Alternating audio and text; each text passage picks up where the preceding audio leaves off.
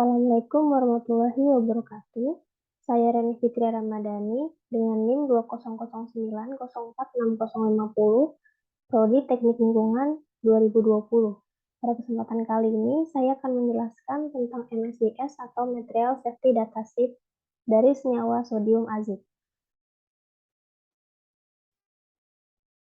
MSDS atau Material Safety Data Sheet yang dalam bahasa Indonesia dikenal dengan istilah Lembar Data Keselamatan Bahan atau LDKB merupakan dokumen resmi yang berisi tentang informasi bahan kimia, meliputi sifat fisika, kimia, jenis bahaya yang ditimbulkan, cara penanganan, tindakan khusus dalam keadaan darurat, serta informasi lain yang diperlukan.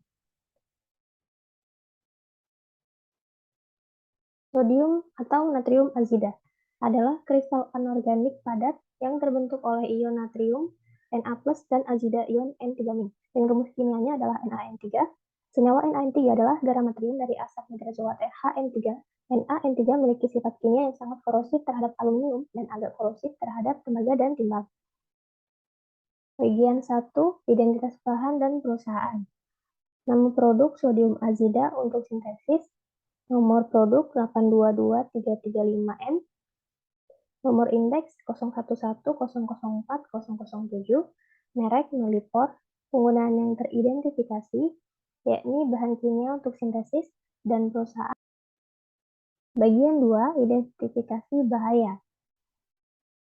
Menurut klasifikasi peraturan EC nomor 1272 tahun 2008, toksitas akut oral kategori 2, toksitas akut penghirup kategori 2, toksisitas akut kulit kategori 1, toksisitas pada organ sasaran spesifik, paparan berulang, bahaya akuatik akut atau jangka pendek, bahaya akuatik kronis atau jangka panjang. NaN3 diklasifikasikan dengan kata sinyal bahaya dengan simbol 1 beracun, 2 berbahaya bagi kesehatan, dan yang ketiga berbahaya bagi lingkungan.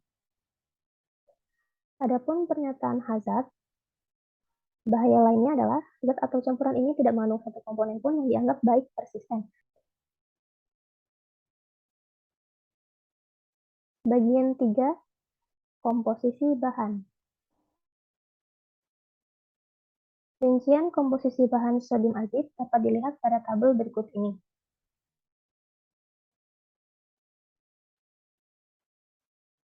Bagian 4, tindakan pertolongan pertama pada kecelakaan.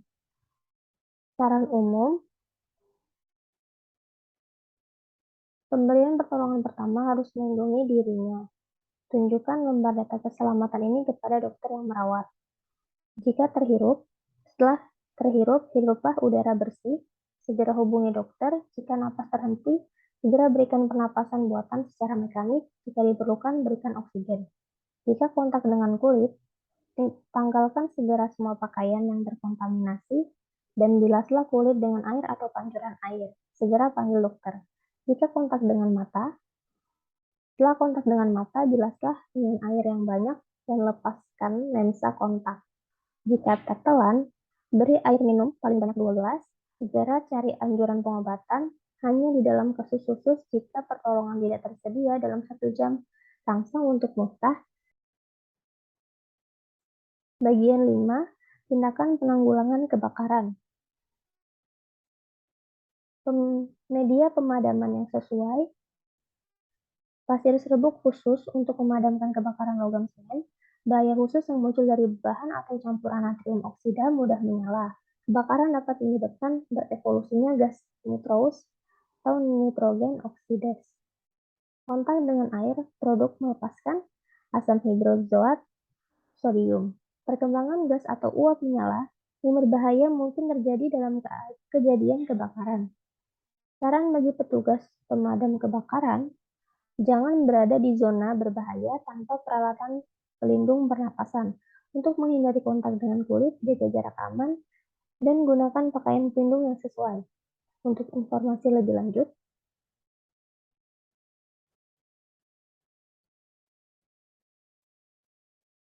bagian 6, tindakan terhadap tumpahan dan kebocoran.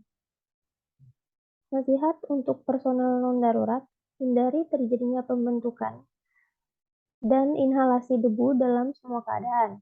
Hindari kontak dengan bahan, pastikan ventilasi memadai, evakuasi dari daerah bahaya, amati prosedur darurat, dan hubungi ahli.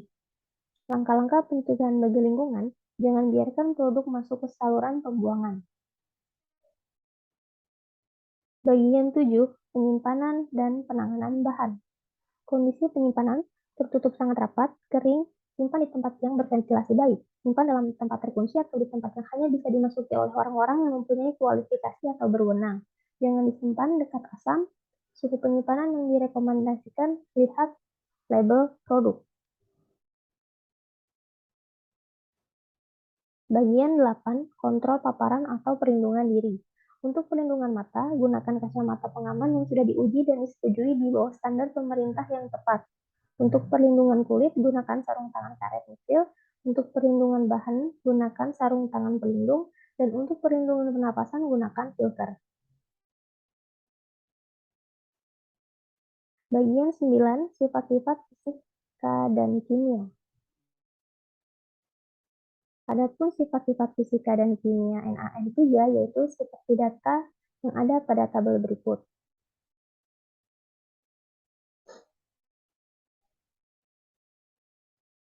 Bagian 10, reaktivitas dan stabilitas.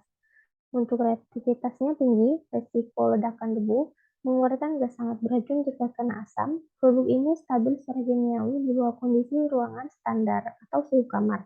Bahan yang harus dihindari adalah aluminium dan logam berat. Bagian 11, informasi toksikologi.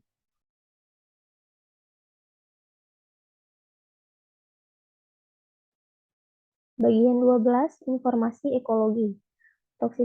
Toksisitas, yaitu keracunan untuk ikan, keracunan untuk ganggang, dan keracunan untuk bakteria.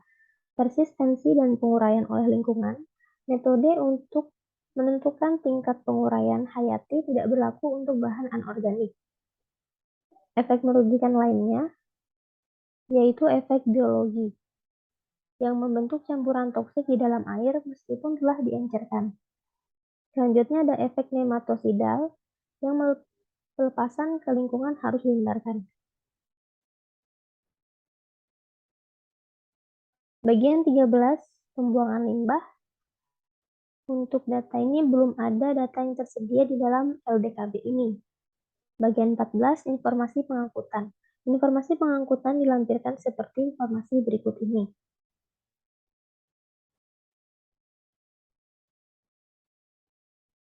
Bagian 15, peraturan perundang-undangan.